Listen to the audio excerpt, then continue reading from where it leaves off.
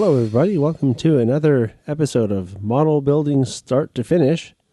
It's John here with Dan, and we're looking at the SD40-2 we've been working on here for quite a long time, Dan. Yeah, quite a while. So we wrapped up with the side frame detailing last time. Right. What are we going to do this time? I'm going to move on to the pilots, front and rear pilots. Okay. And do some detailing there. As kind of went through the engine, we detailed the chassis. As John said, we detailed the side frames, and we kind of did a first pass on the body. As you can see, there's some parts have been replaced. But that was all like big stuff. Now I'm kind of working on smaller stuff. So basically stuff that's a little more fragile. So I like to do all the stuff that's not as fragile first. Because, you know, the more you handle it, the more likely it is something will break. So yeah, I saved the fragile stuff for later. All right.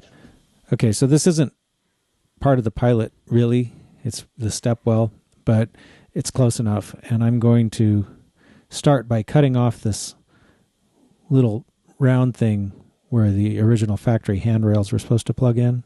Okay. I'm not going to use those.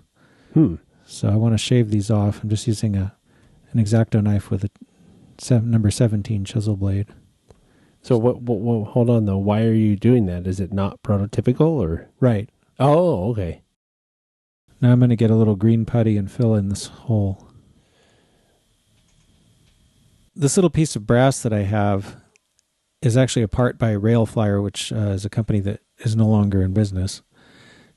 And it's basically a little plate that goes across the bottom of the rear pilot on the SD40-2. Mm-hmm. Because I can't get these anymore, I don't want to use this part directly. So what I'm going to do is reproduce it in styrene. Oh, I see. You're using that as a template, kind of. Right. Yeah. Right. Okay, so I've put my piece that I'm using as a template on a piece of 010 styrene. And I'm just going to put the knife right up to the edge of it. And I can take this away and use a straight edge. One cool thing about using a cutting mat with a grid on it is it helps to, you know, see where the lines are so you can keep things straight. Let's check it one more time before I cut it. Yeah, measure twice, cut once. Or measure three times in this case. Yeah. Okay, that looks pretty good. So are you going to have the same thing for the front pilot, or just this only go on the back? The front pilot is going to have a snow plow, so this isn't really something I need to worry about. Okay. There. Okay, so now I'm just going to use my knife on the edge of this piece. Just make a cut like this. So you're really just trying to get the general shape, right? Yeah. Are you going to do that on both sides? Yeah. Wow, and like magic, it's on. Yeah. So I did give the piece a little bit of light sanding and filing around the edges just to clean up the... Sometimes when you cut styrene, the X-Acto knife will leave a little bit of a ridge. Oh, right. Yeah, it's pushing the material out of the way, sort of, huh? Yeah. So I just sanded a little bit to get rid of that. And then I glued it to the pilot even with the bottom and centered. I used liquid styrene cement on the edges where it's on the plastic, and then in the middle, I put a little bit of CA on the bottom to let it, you know, so it'll bind to the... Will not come off. Right, right. So since this isn't the first Santa Fe SD40-2 that I've built, I have a drill template that I made myself. This is for the pilot in the back, and I made it double-sided. Oh, yeah. So that it can work on both sides. And what I'm doing is there's a pair of horizontal grab irons on the bottom, one on either side. And then there's some fasteners of some kind, which I use nut bolt washer castings. So all I would do with this is just line it up, and these pieces here keep it in alignment. You just press it against the side and the bottom. Yeah. And then you can just drill each of these holes out. It's like you said, you almost knew what you were doing. Yeah. So I have some nut bolt washer castings. These are pretty much the smallest ones I could find. And when I cut these out, I like to cut them at a slight angle so it makes a bit of a point. Oh, so it's easier to push into the holes? Right. So I'm going to need 8 of these total. It seems like they're easy to lose. Yeah, they are. So try not to let them fly all over the place. So I have some sharp-nosed tweezers, and I like to use these to insert the little nut bolt washer castings into the holes. Ew, man, that's small work. Yeah, so the castings, I already put a couple of them over here. They go in the upper and lower sets of holes. The middle row is for the grab irons. Mm-hmm.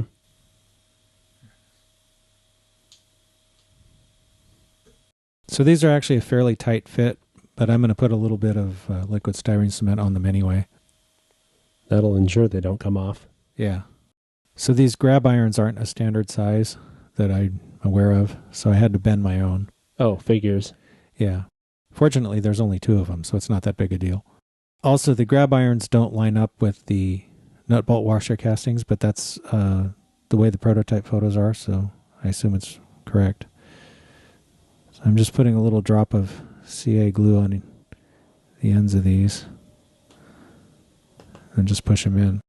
More really fine-tuning work here, geez. There are some commercially available uncoupling levers. However, none of them allow you to put the brackets in the right places, according to the prototype photos. Yeah, what's the point of that? I don't. Well, some engines they're correct for some engines. Oh, just not this one. Yeah, the bracket placement can vary from engine to engine. So on this particular engine, there's just no way to do it with the commercial parts. So I'm going to have to make my own.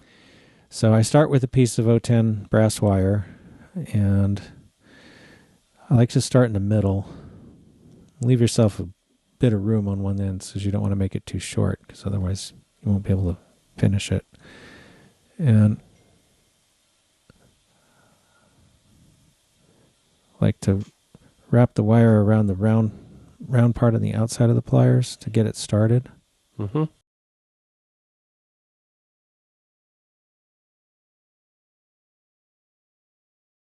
Now you're just doing this sort of freehand based on the pictures? Yeah. From the prototype pictures? Wow, okay. But you've done this before, though, for another one, too, right? Yeah, I have. And we'll kind of sharpen these bends up a little. So that's how it starts. Yes. Okay, so it's a little hard to bend this thing for the camera because I really can't see what I'm doing very well when it's in front of the lens. I can see it really well. Yeah, I don't know if people realize that, but this is not my ideal vantage point for modeling here. Well, just to give people an idea, just so you know. Think of doing everything upside down and backwards and far away from you. Right, upside down is the key probably for most people. Yeah. Anyway, so I now have this shape that's got this little bump out in the middle. This goes over the coupler, okay? Mm-hmm. And I've determined that the straight portion on either side needs to be about 3 scale feet. Right. So I've got my scale here, and I'm going to line this up and grab it right about at the 3-foot mark.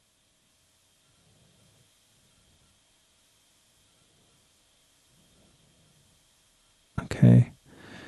Then I'm going to twist this around a little because I want to bend it up. Basically, I want to make a bend that's perpendicular to the little bumped out part. Yeah, that looks pretty good. Oh, I see what you mean. Yeah. Yeah. So when you look at it from the side, you know, this sticks this way and this goes that way, basically. Yeah, they're opposite planes, really. Yeah. Or I don't know if opposite is right, but perpendicular planes, that's what they are. Yeah. So now I need to do the same thing on this side. Those are big words for me, Dan. Yeah. I haven't had that kind of stuff since I was in school. 150 years ago. Shut up. Me too. No, me too, though. 147 years ago. Okay, so just like I did before, I've measured and I've figured that the upright portion to the next bend is about a scale foot. Mm-hmm. So I want to bend this way. Okay, so again, I figured out where to bend, and the next section goes down like this. How many bends are there? I don't know, quite a few. And then, once that is done, I want to bend this again exactly in line with the previous? this. So what I want to do is make this piece come back this way, and it should be perfectly lined up or very close to it with the bar here. Okay, so now comes the tricky part a little bit. I thought that was already tricky. Well, I need to grab this about halfway in, about like this, and we have to leave enough space here for the bracket. This is what I was talking about, where the commercial part doesn't have enough space in this area right here for the bracket. So I got to grab this so I have enough room. And I take this part and I'm going to bend it up at an angle so that it's in an angle to this handle. Makes like a shallow V, kind of. The last thing is just to bend this part back like that. But on both sides, right? Well, yeah. I'm doing everything on both sides. And I kind of like to work, so I do the same operation on each side and then do the next thing and do that on each side. Right. And then we can just cut the excess like that. And I'll just finish the other side and we're done. So this is the pair that I've made, one for each end of the engine. Oh, so it's one for the front, one for the back. Right. All right, so before I start adding fragile parts like the uncoupling levers that I just made, I want to sand this putty that I put in earlier because it's dry now. What grade of sandpaper are you going to use for this? I'm starting with 240, and I'll use some 320 and work my way down to 400. So to get inside these little nooks and crannies, I've wrapped a piece of sandpaper around a little piece of styrene rod, since my little normal sanding block is too big to get in there. So this engine has an anti-climber on the front, and before I put the uncoupling levers on, I'm going to put the anti-climber on because it'll make it a little easier. If I did it the other way around, then if I got the uncoupling lever in the wrong place, it might make it impossible to put on the anti-climber. Okay. So this is Canon Part 2103, and it actually comes with two anti-climbers and then some bracing and these little extra pieces, which are reinforcements for where the stanchions go if you want to use them. Those are kind of optional. I'm going to use my sprue cutters, and we'll cut off one of these and get started. This is one of the little braces that comes with the anti-climber. There's two of these that go on the bottom. And the thing about these is they have an angled end. Okay. And then they have some grooves.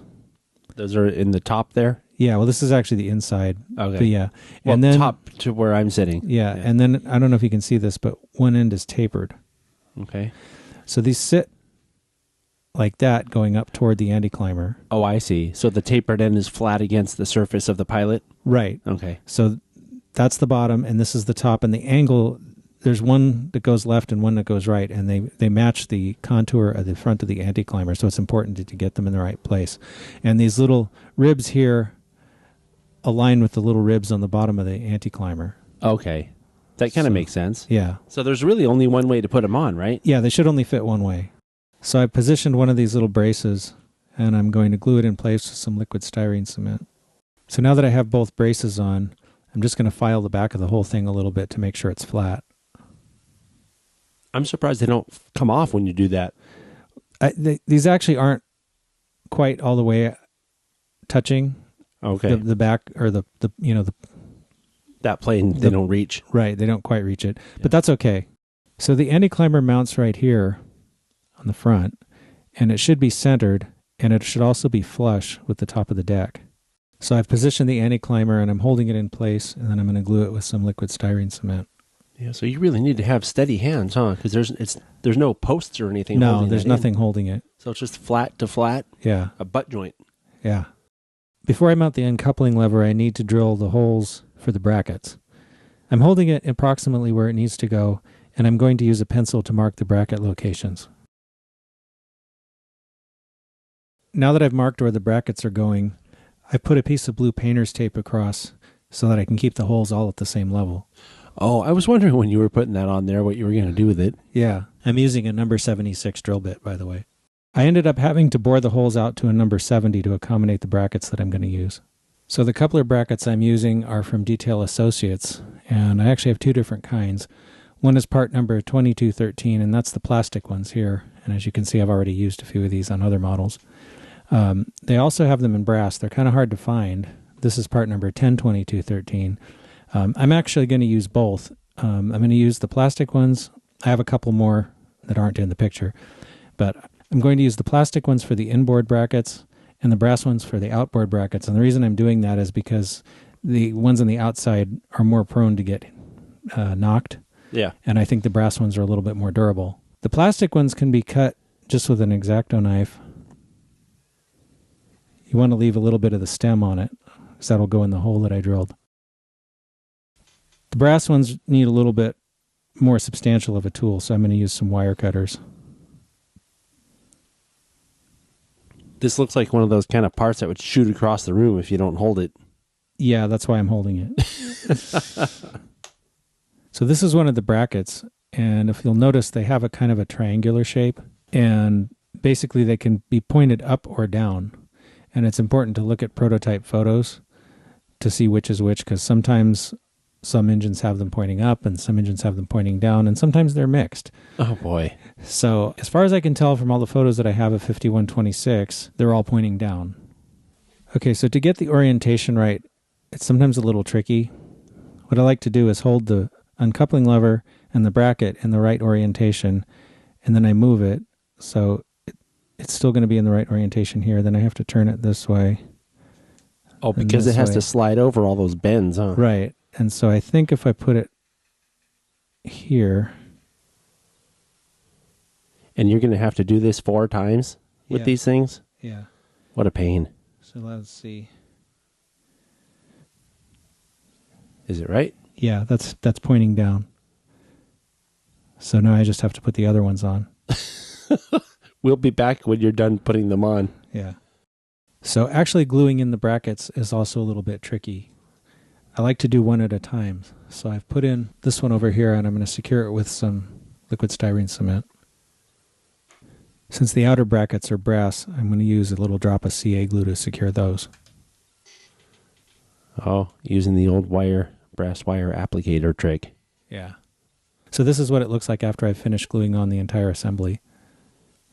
Yeah, you can see how that's going to add a level of detail that really wasn't there. Yeah, and if the brackets are lined up, it'll even move. Oh, cool. I've installed the uncoupling lever on the back the same way as I did the front. Yeah, I could hear some cussing coming from that side of the table, so I figured you must be working on the other one. Yeah. So this is a Details West number 155 snowplow, which is pretty much the plow that's on most Santa Fe engines. All right. At least most of the SD40-2s and GP50s and stuff like that. The older ones, right? Yeah. These have a little flash on them I like to clean up. And I also like to put the grab irons on them. And I don't know if you can see this, but there's actually little dimples in the top of here. Mm-hmm. And so I'm going to take a number 78 drill and drill those out. Oh, for the hand grabs? Yeah. Yeah. So now that I've drilled the holes, I'm going to file some of the flash off. After filing, I like to do a little cleanup with some sandpaper. Yeah, so you're really making this thing smooth, huh? Well, smoother. I don't like the little molding seam across the top here. Yeah, that's not very prototypical. No. So I've got a Tichy straight grab iron. I'm going to nip off the ends so it's a little shorter. Otherwise, they'll stick through the plow. Oh, yeah, it'll come through the back, huh? Yeah. So I've inserted the grabs into the holes, and I'm going to secure it with a little drop of CA glue. So the plow has little pins on the back, and I need to drill some holes in the pilot. So what I've done is I put a little dab of silver paint on the back of the pins, and this is a piece of 040 styrene so that the plow will have clearance, and then I'll just push it against the engine, and that'll mark where the holes need to be drilled. So now I just need to drill a couple of holes where the paint blobs are. This same technique also works on pre-painted models. So this is what the plow will look like when it's mounted. Now I'm not actually going to glue the plow on until after the model is painted. Oh, because you have to paint the plow too? Or Right, what? and even though this is all going to be blue, it would be really hard to get paint, between the plow and the pilot. Oh, so you paint the pilot blue on a separate piece of tape or something like that? Right, I'll paint these pieces separately and glue them together later. Got it. So the last detail I'm going to install on the pilots for now are some MU cables. And these engines had them on both ends. And there's 3 receptacles. And it's kind of optional, I guess, if you want to actually put the cable. But I think I'll do that because it looks more interesting. Because the cables are removable, so it's possible to see the engine without it. But in any case, I'm using Details West Part 236, which is a set of double-ended MU cables with receptacles, and it also includes an extra receptacle, so that's pretty much what we need for this engine. Okay. So I've temporarily put a handrail stanchion on the back because the MU receptacles need to go just inside of that. Oh, I see. Yeah. So I wanted to make sure that I don't drill a hole in the wrong place. So I'm going to drill one just inside of here. What size of a drill bit is that? I'm using a number 67 bit. The instructions recommend a number 70, but the little pegs on the back of the part are a little bigger than that, so I'm using a slightly larger drill bit. So the Details West kit includes 2 single receptacles with no cable, and then 2 sets of receptacles with a cable between them. Okay. So we're going to use all of these on the model. Cool. So I've drilled 3 holes, 2 on this side and 1 on this side.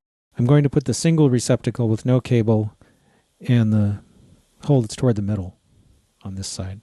Sometimes there's a little flash on the back of these parts, so you can clean it up with a file. Also, I didn't drill the holes all that deep, so I'm going to file these pins down a little bit. Because these 2 receptacles are actually spaced fairly widely apart, it starts to bend this thing all out of shape, and it also still isn't quite far enough. Oh, no. So what I'm going to do is just cut the cable off for now. I thought you said you want a cable. I do, but I'm going to do something else with this. You'll see.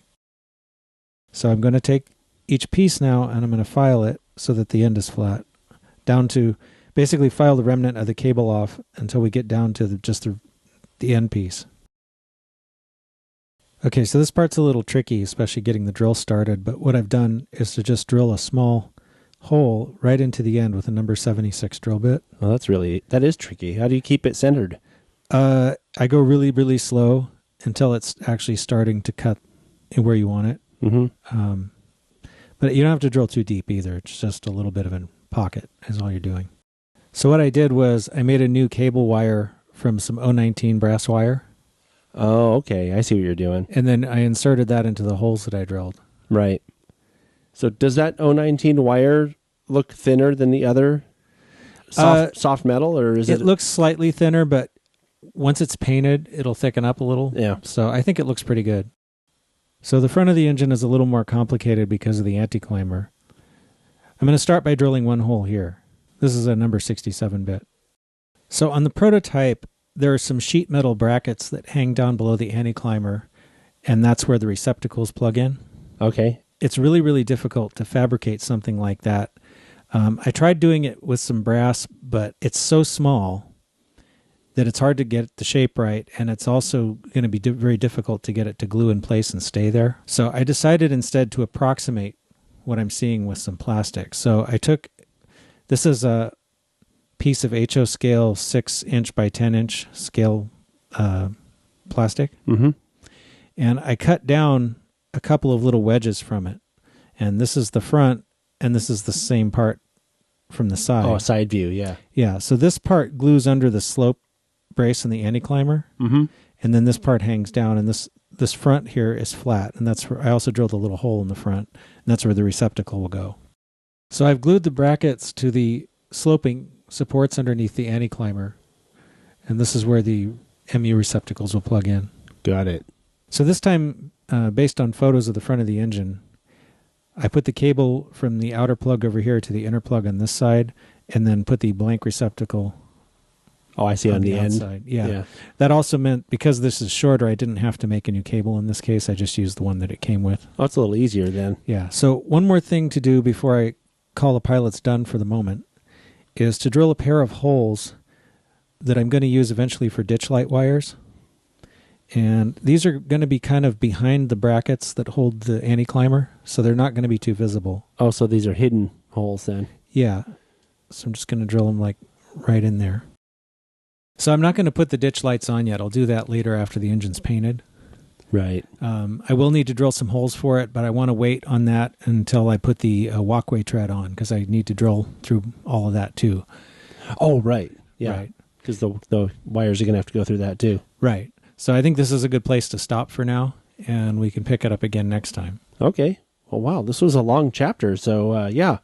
See ya. Bye.